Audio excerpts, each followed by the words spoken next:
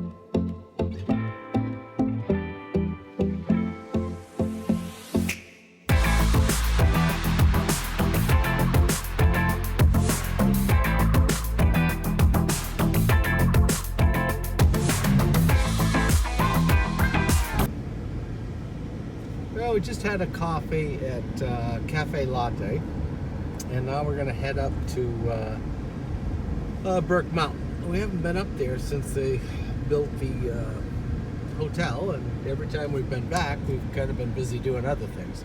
So we figured it's a nice day. Not much else we can be doing with the construction, so go for a little ride around town.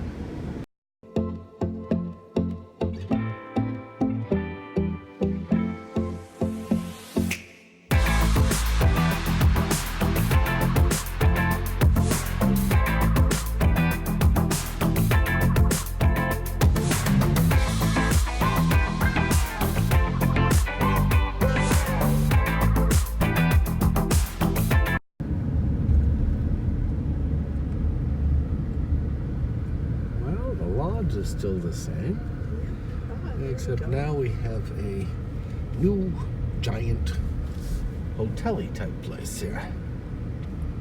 Okay, I bet you that's going to be fast this winter. We don't go outside. Yes, we do go up. You probably won't to begin with. Maybe by the end of the season. Huh. Really good. Nice view. Yeah.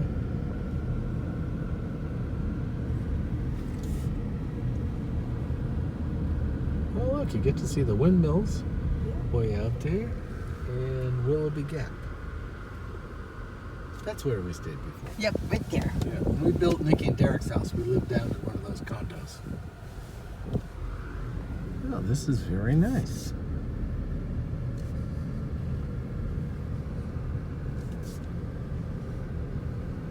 This is, I guess, check-in. Burke Mountain Hotel and Conference Center.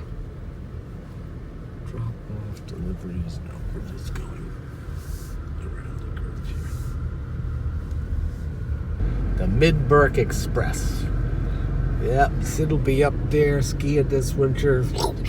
Nope. Coming down Training Hill. Nope. No, Nope. I don't think so, no. Maybe the side trails by the end of the winter. Maybe. Not that one. No, not Training Hill.